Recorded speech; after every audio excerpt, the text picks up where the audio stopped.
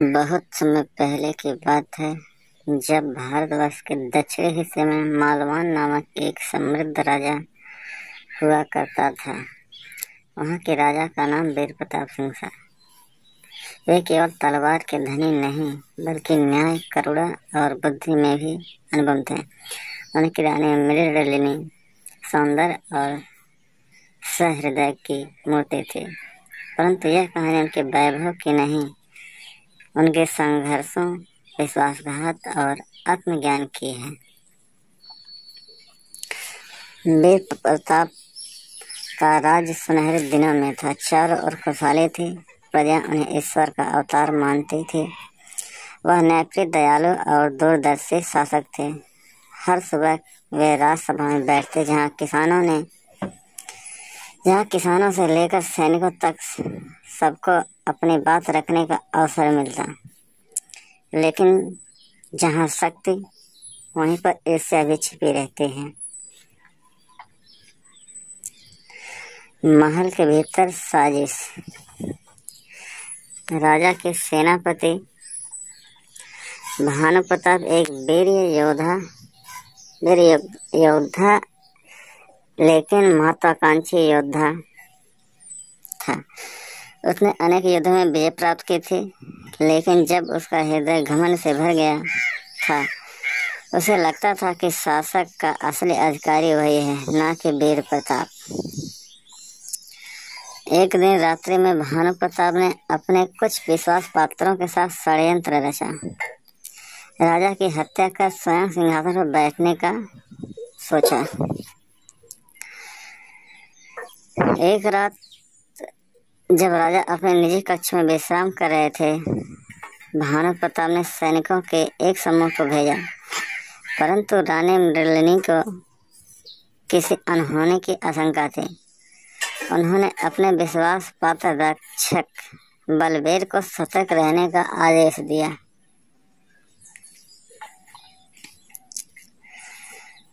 बलवीर ने राजा को समय रहते जगा दिया और उन्हें गुप्त मार्ग से महल से बाहर निकाल दिया।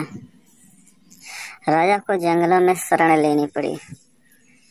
राज पर भानु प्रताप ने अधिकार कर लिया और यह घोषणा कर दी कि राजा की मृत्यु हो चुकी है। प्रजा शोक में डूब गई। वीर प्रताप को जंगलों में रहने की आदत नहीं थी। उन्होंने कभी भूखा रहना जाना, न प्यासा, लेकिन अब परिस्थितियां बदल चुकी थी। कई दिन तक वह बिना भोजन के भटकते रहे। रातें जंगलों में जानवरों के बीच में गुजारी, परंतु इसी अंधेरे में उन्हें अपने आत्मा का दर्शन हुआ। एक दिन भूख से व्याकुल राजा एक झोपड़ी में पहुंचे।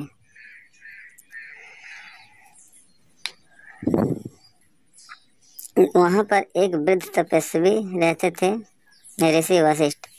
उन्होंने राजा को आश्रय दिया और कहा, सच्चा राजा वही नहीं जो सिंहासन में बैठे। सच्चा राजा वह है जो अंधेरे में भी अपना धर्म न भूले। यह वाक्य राजा के हृदय में उतर गई। उन्होंने अपने अहंकार को त्यागा और साधारण जीवन जीना शुरू कर दिया। वे ग्रामीणों को शिक्षित करने लगे, बीमारों की सेवा करने लगे और धीरे धीरे मालवान की सीमाओं पर लोगों को पता चलने लगा, सच्चे राजा अभी भी जीवित हैं। जब लोगों को यह ज्ञात हुआ कि वीर प्रताप जीवित हैं और सेवा में लगे हुए हैं, तो उनका आक्रोश भड़क उठा। भानु प्रताप का शासन भ्रष्ट और निर्दयी था। करों पे वृद्धि, किसानों की जमीनों पर जब्ती और महिलाओं को अपमान, यह सब राजा वीर प्रताप के विपरीत था। एक दिन एक युवा किसान अरुण ने गांव में जनसभा बुलाई। कहा, क्या हम चुपचाप अत्याचार सहते रहेंगे? क्या हम उस राजा को भूल जाएंगे जिसने हमें न्याय दिया? लोगों में उत्साह जागा। चारों ओर लोग वीर प्रताप के पास पहुंचे। उन्होंने आग्रह किया कि महाराज, हम आपके साथ हैं। चलिए अपना राज पुनः प्राप्त कीजिए। वीर प्रताप अब कोई शाही जीवन जीने वाला व्यक्ति नहीं थे। वे अब एक जननायक बन चुके थे। उन्होंने युद्ध का निर्णय लिया जब तक कि प्रजा की आवाज़ उनके साथ नहीं हो गई। उन्होंने 12 गांव के युवाओं की एक सेना बनाई। वे कोई पेशेवर सैनिक नहीं थे, लेकिन उनके भीतर साहस की ज्वाला थी। वहीं दूसरी ओर भानु प्रताप को जब यह खबर मिली कि राजा जीवित है और प्रजा उनका समर्थन कर रही है, तो उसने किले की सुरक्षा बढ़ा दी। लेकिन शक्ति कभी दीर्घकालिक नहीं होती जब वह छल और अधर्म पर आधारित हो। रक्तगंगा मैदान में निर्णायक युद्ध हुआ। एक और थी भानु प्रताप की विशालकाय सेना, जिसमें प्रशिक्षित योद्धा थे। दूसरी ओर गांव के किसान, बड़े लोहार और शिक्षित युवा शक्ति, जिसने नेतृत्व मिला वीर प्रताप का। युद्ध 2 दिनों चला। पहले दिन वीर प्रताप की सेना को भारी क्षति हुई, लेकिन दूसरे दिन राजा स्वयं तलवार लेकर मैदान में उतरे। उन्होंने भानु प्रताप को चुनौती दी, आओ युद्ध मुझसे करो, अगर इतना ही अधिकार चाहिए तुम्हें सिंहासन पर। तो भानु प्रताप ने स्वीकारा और 2 घुड़सवारों के बीच भीषण युद्ध हुआ। अंत में सत्य की तलवार भारी पड़ी। वीर प्रताप ने उसे परास्त किया, लेकिन मरने के बजाय कहा, एक राजा सजा दे सकता है लेकिन बदला नहीं लेता। तुम्हें मृत्यु नहीं, पश्चाताप दिया जाएगा। प्रजा ने लौटते समय राजा को फूलों से नहलाया, नगर के हर कोने में दीप जलाए।